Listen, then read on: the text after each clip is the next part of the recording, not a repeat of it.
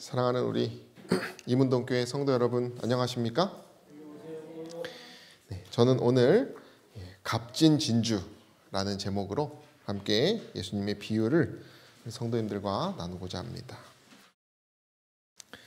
우리 함께 읽어보도록 하겠습니다. 또 천국은 함께 읽겠습니다. 시작. 또 천국은 마치 좋은 진주를 구하는 장사와 같으니 극히 값진 진주 하나를 만나매 가서 자기의 소유를 다 팔아 그 진주를 샀느니라. 우리 예수님께서는 아주 일상적인 비유를 통해서 영적인 진리를 아주 쉽고 또 깊이 가르쳐 주셨습니다.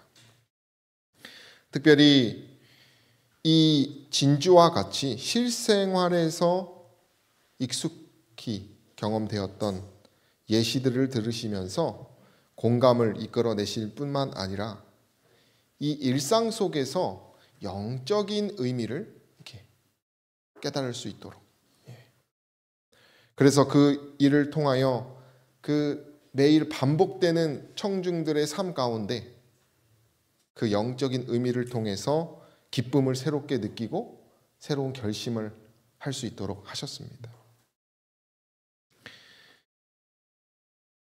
영감의 글에 보면 그리스도께서 보배로운 진주가 되신다는 사실과 이 보배를 얻을 수 있는 특권이 우리에게 있다는 사실은 우리가 묵상해야 할 가장 절실한 주제다라고 말한다는 것입니다. 저와 여러분들이 오늘 이 시간 절실한 마음으로 이 진주의 비유에 대해서 묵상하시고 정말 이 영적인 지식이 우리에게 주는 그 하나님의 부요에 참여하는 저와 여러분 되시기를 간절히 소망합니다. 오늘 본문을 보면 세 가지의 특징을 좀 요약해 보겠는데요. 먼저 첫 번째 발견할 수 있는 특징은 이 상인은, 이 장사꾼은 자신이 무엇을 찾고 있는지를 알던 사람입니다. 우리가 이 진주 비유 이전에 감추인 보화에 대한 비유에서는 그 사람은 자신이 무엇을 찾는지 모르다가 뭐 하는 것이에요?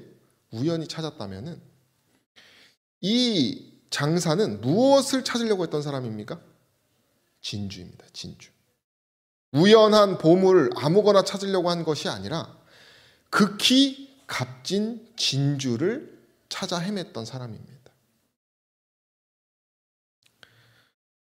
그는 자신이 찾고자 하는 것에 대한 분명한 지식과 확신이 있었습니다.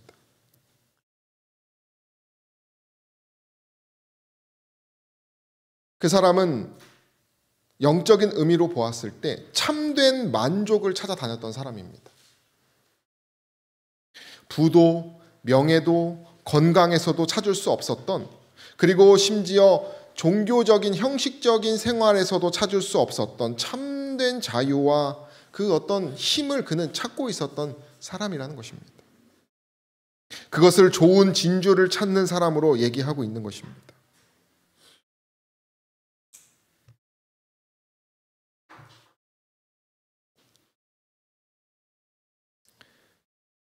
영감의 글에 보면 비유 가운데 장사하는 사람은 무엇을 찾고 있다고 말합니까? 진리를 찾았다고 말합니다.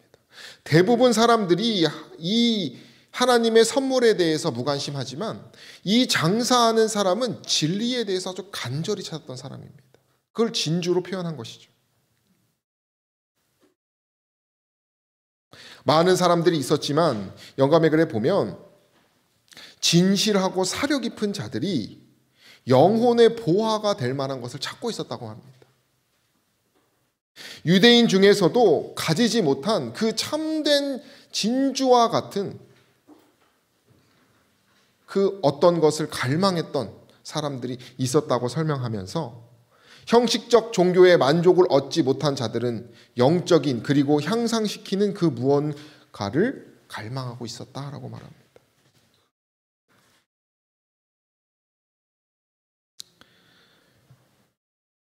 그래서 비유를 들기를 고넬료와 구스 네시가 그랬다라고 말합니다. 이 둘의 특징은 무엇입니까, 여러분? 족보가 있는 신앙인이 아닙니다. 어떤 신실한 신앙인이 아니고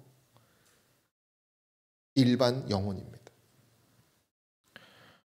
그러나 그들은 갈망하고 있었다는 것입니다. 우리가 때때로 그리스도인들이 선민사상에 빠져서 그 사람들을 마치 진리로 인도하려고 교만한 생각을 때때로 가질 때가 있는데,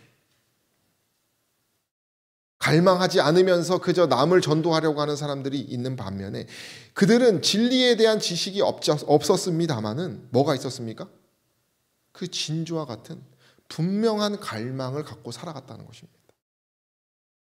이 고넬료와 구스네시는 부도 명예도 어떤 인간적인 세상에서 얻을 수 있는 어떤 그런 것에 관심을 두었던 사람이 아닙니다. 그런 그에게 하늘의 빛이 되시는 그리스도가 소개되었을 때 기쁨으로 뭐 했다고 말합니까? 그거를 가져갔다는 것입니다. 진주를 찾았다는 것이죠. 고넬료는 어떤 사람입니까? 백부장이었습니다. 로마의 군의 백부장이요, 경건하고 의로운 사람이라고 말합니다. 이방인으로 처음 부르심을 받은 이 구스네시의 모습입니다. 이 구스네시는 성경의 지식이 전혀 없었습니다만, 그죠? 빌립을 만났을 때, 그 진리를 받았을 때 바로 뭐 했습니까? 개인의 구주를 영접하여 침례를 받습니다.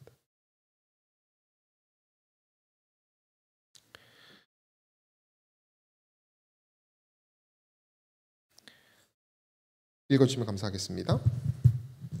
내 양은 내 음성을 들으며 나는 저희를 알며 저희는 나를 따르느니라. 내가 저희에게 영생을 주노니.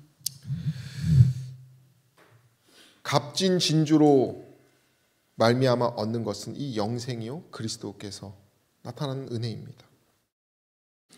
그분께서 모든 위험에서 우리를 보호하시고 진정한 안식을 주실 것입니다. 영감의 글은 그래서 값진 진주가 누구라고 말합니까? 그리스도다, 이렇게 말합니다. 그의 안에는 아버지의 모든 영광과 신성의 온갖 풍성하심이 있다는 것입니다.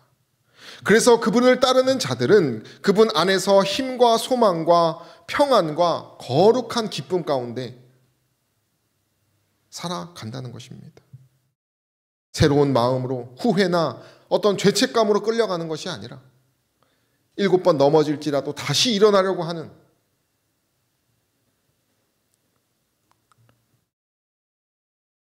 그런 승리할 수 있는 사람을 진주 대신 그리스도께서 주신다는 것이에요. 이것은 초대교회의 모습의 그림입니다. 그들은 진주 되시는 그리스도를 잘 깨달았던 사람들입니다. 그래서 그들을 통하여 교회의 모습이 시작되었고 가장 순결했던 시간이라고 말합니다.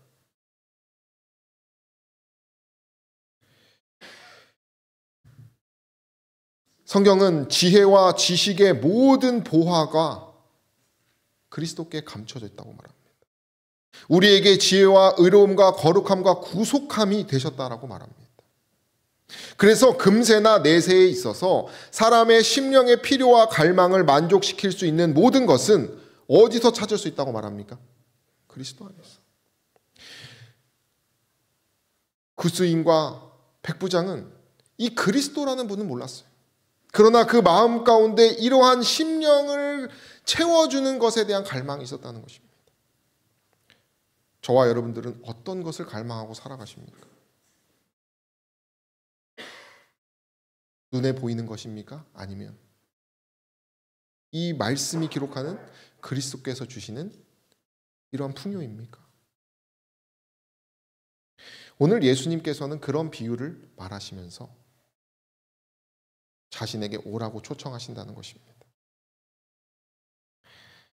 이분은 찰스 스펄전이라고 하는 목사님입니다. 19세기의 아주 유명한 설교자요. 이분은 할아버지도 설교가, 아버지도 설교가, 이분도 설교가예요. 이분은 침례교 그런 교단에 있지만은 성경이 오류가 없다는 것을 믿고 아주 성경을 사랑했던 설교가입니다. 이분이 20대부터 설교를 하기 시작했는데 매 예배에 6,000명 이상이 예배를 드렸다고 해요. 그리고 이분이 일찍 돌아가셨는데요. 그 장례식만 수만 명의 그리스도인들이 통곡하는 어떤 그런 복음을 전하기에 힘을 썼던 목사님입니다. 이분이 27세에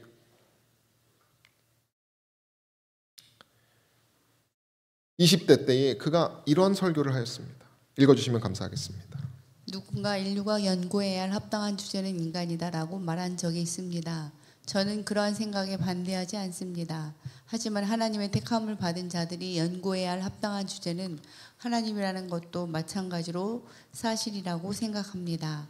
이 주제는 마음을 겸손하게 해주는 한편 또한 마음을 넓혀줍니다. 하나님에 대해 자주 생각하는 사람은 좁은 지상의 일만을 갖고 씨름하는 사람보다 더 넓은 마음을 가지게 될 것입니다. 영혼을 넓혀주는 가장 뛰어난 연구는 그리스도에 대한 십자가에 달리신 그분에 대한 학문이며 영광스러운 삼위일체에 나타난 신성에 대한 지식입니다. 또 이 주제는 마음을 겸손하게 하고 확장해 주는 한편 크나큰 위안이 됩니다. 오 그리스도를 묵상하면 모든 상처를 치유하는 치유제를 얻을 수 있습니다. 하나님 아버지에 대한 명상은 모든 슬픔을 근절시켜 줍니다. 성령님의 가마력 안에는 모든 아픈 곳을 잊게 해주는 진통제가 있습니다. 여러분의 슬픔을 잊고자 하십니까? 여러분의 염려를 잊고 싶으십니까? 그렇다면 신성의 깊고 깊은 바다에 잠겨 보십시오. 하나님의 광대함에 몰두해 보십시오. 그러면 여러분은 안식처에서 나오는 것처럼 기운을 차리고 생기가 돌 것입니다. 아멘이십니까? 아멘입니다. 우리가 이런 갈망을 잊지 않는 저 여러분 되시기를 간절히 소망합니다.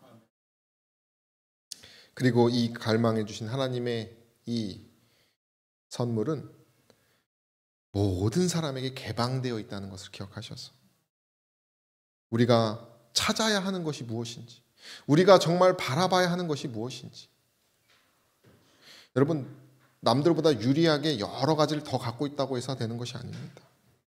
부하건 가난하건 지식이 있든 없든 간에 우리가 믿음으로써 이것을 찾고자 한다면 주님께서 닫을 사람이 없다 그랬어요. 자신이 열어놓은 문은. 그래서 저와 여러분들이 늘 이 그리스도를 찾기에 갈급하는 저 여러분 되시기를 간절히 소망합니다. 두 번째 특징을 보면 이 진주의 비유에서 극단적인 표현이 기록되어 있습니다. 자기의 소유를 좀 팔아. 이랬으면 얼마나 좋았을까. 근데 자기의 소유를 뭐라고 말합니까? 다 팔으라는 것입니다. 자기의 모든 것을 팔으라고 말합니다. 자신의 모든 재산을 포기할 정도로 무엇을 귀하게 여겼습니까? 이 진주를 귀하게 여겼습니다. 이런 극단적인 과감한 표현은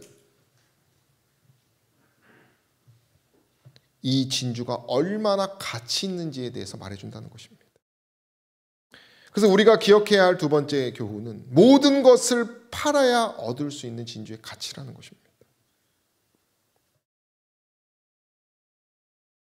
내가 소유를 정말 다 드려도 아깝지 않다라고 하는 결심뿐만 아니라 그러한 희생이 있을 때 비로소 이 진주의 가치를 우리가 깨달고 살아간다는 것입니다.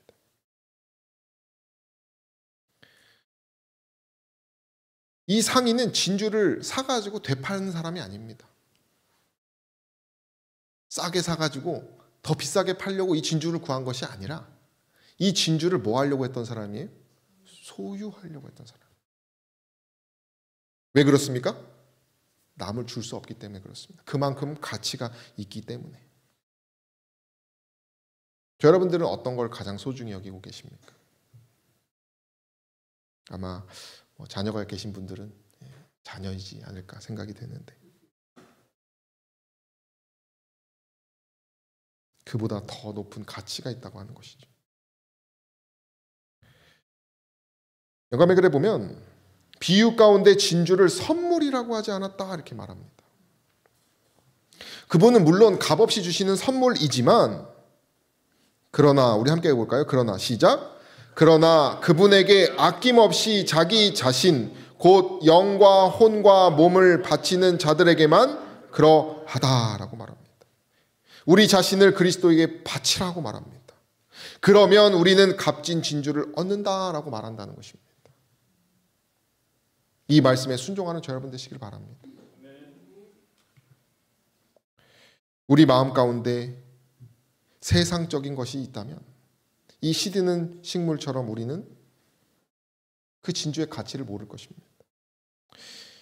우리는 정말 이 영으로 살아야 합니다. 말로만 영으로 사는 것이 아니라 모든 것이 영적인 시선을 가지고 모든 것에 그렇게 살아가야 한다는 것입니다. 영감의 글에 보니까 어떤 광산 투자하는 사업을 벌리고 있는 사람의 이야기가 나와요. 그래서 화인 여사가 그에게 뭐라고 말하냐면 그 사업하는 일에 정말 조심하라고 얘기를 하면서 세상적인 어떤 투자보다는 하나님의 사역에 더 집중하라고 이렇게 얘기를 합니다. 하나님의 나라의 영원한 보상을 쌓는 것이 중요함을 이렇게 얘기를 합니다. 저 여러분들이 진정으로 하나님의 진리를 더 깊이 연구하고 값진 진리를 발견한다면 그 모든 세상의 것도 우리는 과감하게 던져야 한다는 것이에요.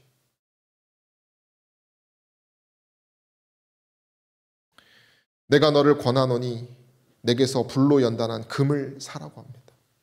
그런데 이 하나님께서 주시는 매매되는 부요는 금과 은으로 살 수 있는 것이 아닙니다. 세상의 것은 다 값을 주고 살 수 있지만 이것은 우리의 전심을 요구하는 거래예요.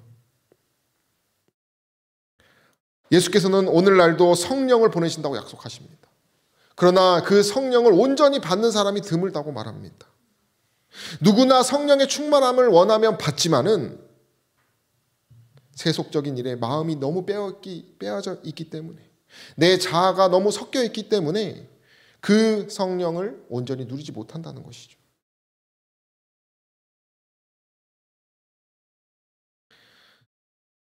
분명히 계시록엔 얘기합니다. 내가 이기고 아버지 보좌에 함께 앉은 것 같이 너희도 이기라고 말하신다는 것이. 동기 목회자 카톡방에 말씀을 계속 올리는 중에 저희가 이제 결심을 서로 나눕니다. 그러다 이제 자아 얘기가 나와서 40대 초반에 목회자 둘이 이런 얘기를 썼어요. 나이를 들수록 쓸데없는 고집, 아집, 자존심만 세짐. 나의 자존심 내려놓는 오늘이 되기를. 또 한 형님은 정말 버리고 싶다, 에고. 이게 자아죠.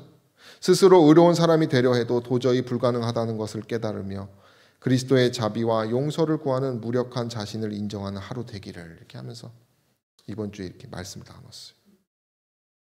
여러분 우리 힘으로 이겨집니까? 안 되죠.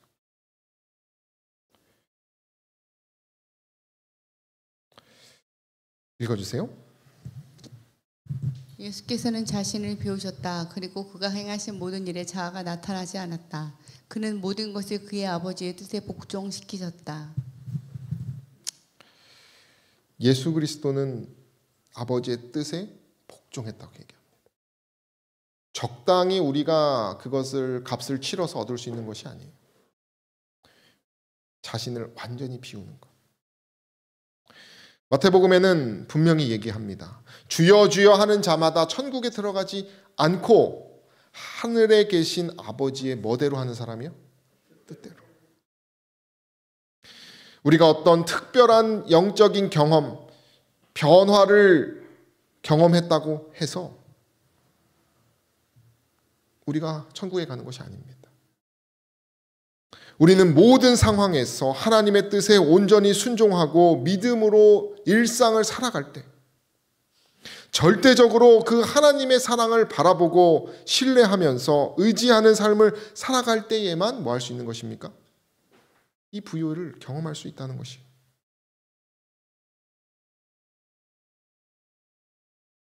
읽어주시면 감사하겠습니다. 그대가 세속적으로나 영적으로 다른 사람보다 유리한 입장에 처해 있다고 해서 구원을 얻을 것이라는 생각을 버리도록 하라. 하나님은 그대가 즐겨 순종하기를 요구하신다. 그분은 그대에게 그대의 죄를 버리기를 요구하신다. 저와 여러분들 가운데 세속적으로나 영적으로 다른 사람보다 유리한 입장에 계신 분들 계십니까? 재능이 있다거나 족보가 좋다거나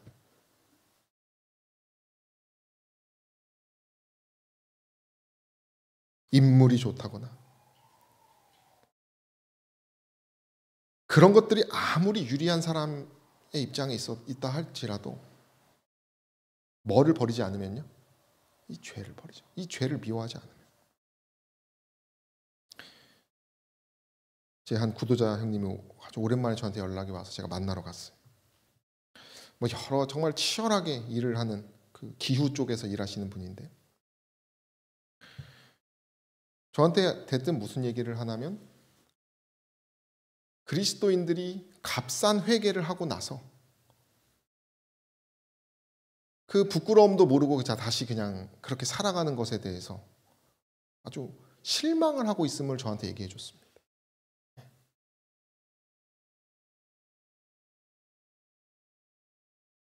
정말 중요한 것은 우리가 회개가 일어난다는 것은 뭐가 바뀌어야 됩니까? 우리의 품성이 바뀌어야 되죠. 그죠? 그 얘기를 하는 것입니다. 누구 들으라고 하는 것이에요?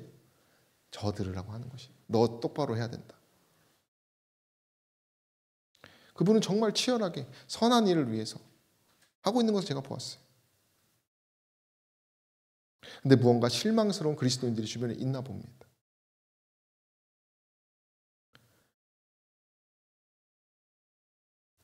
그대의 죄를 버리기를 요구하시는 그리스도를 기억하시게 되기를 바랍니다. 우리 바리새인들이요, 세속적으로 볼 때, 영적으로 볼 때 아주 유리한 입장에 있었다는 것입니다. 그러나 그들은 그리스도께서 주시는 값진 진주를 뭐 했다고 합니까? 업신여겼다는 것입니다. 부족한 게 없는 것입니다. 그들은 굳이 그렇게 갈망하지 않아도 뭐 한 것이에요? 잘 먹고 잘 사는 것입니다. 그러니까 그들이 형식적인 그 원칙에만 빠져가지고 살아간 것이에요. 남들에게 보여주는 것. 세리들과 창기들이 먼저 하늘에 갈 것이라고 예수께서 말하셨어요.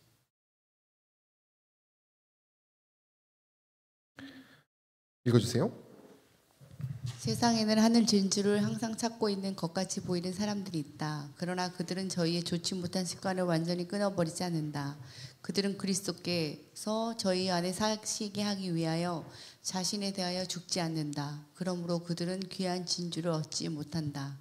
그들은 불순한 야망과 세상에 대한 애착을 극복하지 못했다. 그들은 십자가를 지고 국기와 희생의 길을 걸으시는 그리스도를 따라가지 않는다. 그들은 거의 그리스도인이 되긴 하였으나 아직 완전한 그리스도인은 아니다. 그들은 거의 하늘나라에 가까이 이른 것 같이 보이나 그곳에 들어갈 수는 없다. 구원을 거의 얻었으나 온전히 얻지 못했다는 말은 거의 잃어버렸다는 말이 아니라 완전히 잃어버렸다는 뜻이다.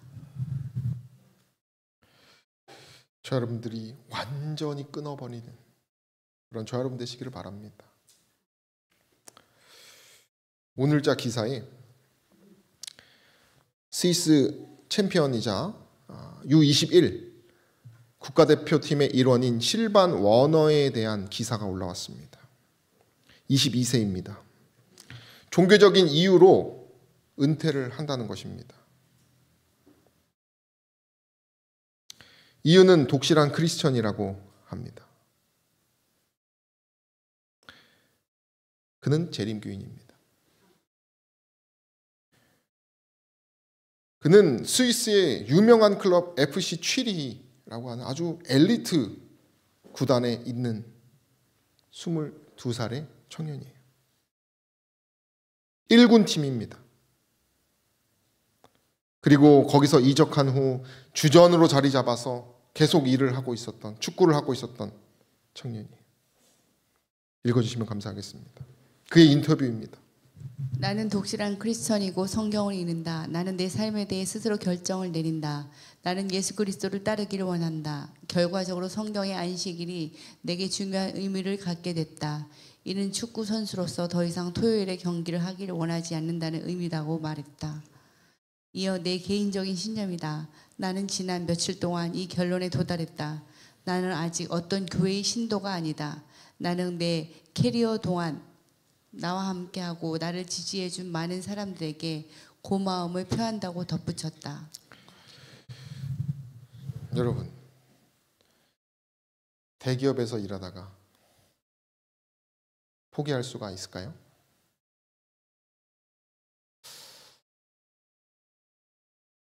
하나님의 능력이 정말 놀랍다는 사실을 기억하시고, 저 여러분들이 정말 완전히 죄를 버리고 오직 그리스도 그 진주 되시는 분을 찾아 모든 것을 포기하고 그 부요에 참여하는 저와 여러분 되시기를 간절히 소망합니다.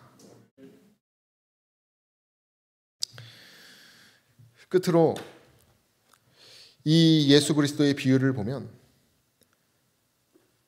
유일한 진주 하나에 대한 강조를 합니다.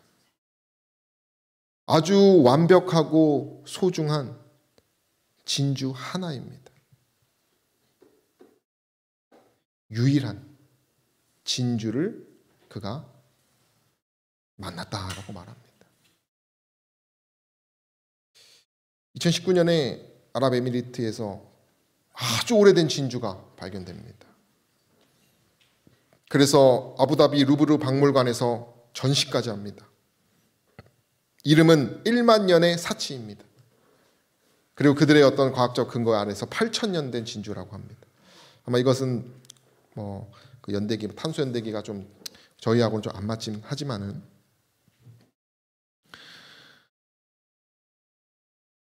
유일한 뭐예요? 진주입니다.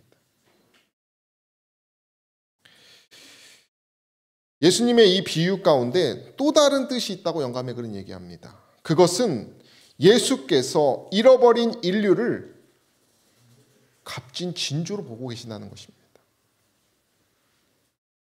저와 여러분들 한 명 한 명을 그 단 하나의 진주로 보고 계신다는 사실입니다.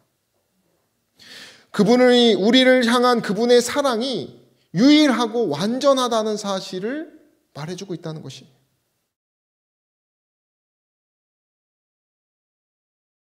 연약하고 불쌍한 저희들을 유일한 진주로 보고 모든 것을 다 팔아서 저희를 구원하실 그러한 사랑을 가지신 분이라고 얘기한다는 것입니다.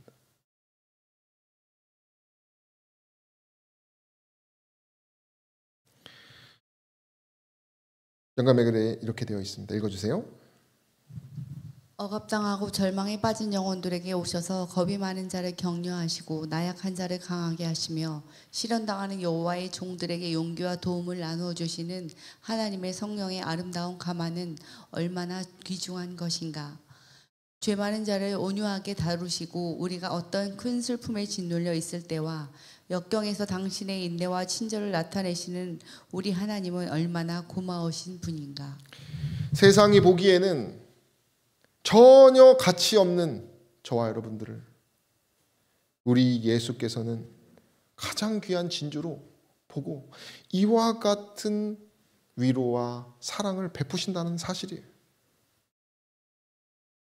성령을 통하여 우리에게 이렇게 역사하신다는 것입니다. 마치 탕자의 비유처럼 그 팔을 벌리고 나아가는 아버지.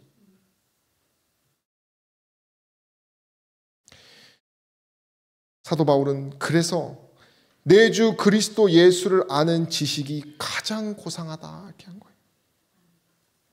오직 예수 그리스도만이 자신을 가장 귀하게 보신다는 것을 이 사도 바울은 알았기 때문에 그 모든 것을 다른 모든 것은 다 뭐 했다는 것이 해로 여겼다는 것이.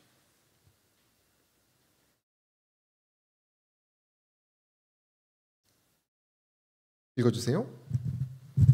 그는 우주의 모든 부요한 것을 무와 진주를 사는 데서 다 써버리셨다. 그리고 예수께서는 그 진주를 찾아서 다시 당신의 왕관에 붙이셨다. 여러분, 이게 얼마나 놀라운 일입니까? 그래서 이러한 사랑을 로마서에서는 이렇게 얘기하는데 우리 함께 읽도록 하겠습니다. 자기 아들을, 시작. 자기 아들을 아끼지 아니하시고 우리 모든 사람을 위하여 내주신 이가 어찌 그 아들과 함께 모든 것을 우리에게 주시지 아니하겠느냐. 아멘. 자기 아들마저 아끼지 않으시는 그 우리를 향한 유일한 그 사랑을 기억하는 저 여러분 되시기를 간절히 소망합니다. 오순절의 모습입니다. 이 오순절 성령이 임할 때에 영감의 글은 다음과 같이 얘기합니다. 죄인들이 그리스도인들과 협력하여 값진 진주를 뭐 했습니까? 찾았다고 말합니다. 죄인들이 그리스도인들과 협력해서요. 예언이 성취됐다고 말합니다. 각 그리스도인들은 믿음의 형제들에게서 하나님의 것을 닮은 인자와 사랑을 보게 되었다. 이렇게 말합니다. 한 가지 관심, 그 한 가지 관심이 모든 것을 압도해 버렸고 한 가지 목적이 다른 모든 목적을 삼켜버렸다. 모든 사람의 심장의 고동이 조화를 이루었다. 이렇게 말합니다. 그들은 하나의 그 진주 대신 그리스도에 올인하게 된 것입니다. 신자들의 유일한 욕망, 그 갈망은 그리스도의 품성과 같은 품성을 나타내고 그의 왕국을 확장시키기 위하여 일하는 것이었다라는 것입니다. 그래서 구원받는 사람이 날마다 더하고 그 놀라운 성령 충만의 경험을 그들은 경험합니다. 그리스도의 영이 온 회중에게 생기를 불어넣었다. 이는 그들이 값진 진주를 발견했기 때문이다. 예수께서 자신들을 얼마나 사랑하는지 그들이 그 은혜를 입어서 이러한 열매를 맺혔습니다. 예수께서는 저와 여러분들을 가장 값진 진주로 여기고 사랑한다는 사실을 기억하시기를 바랍니다. 그분은 말씀은 분명히 얘기합니다. 그들이 면류관의 보석같이 여호와의 땅에서 빛나리로다. 그들이 누구입니까? 저와 여러분들이. 만군의 여호와가 이르노라 내가 나의 정한 날에 그들로 나의 특별한 소유를 삼을 것이다. 이것을 믿는 자들에게 성령을 크게 부어주심으로 일을 하셨다는 것이.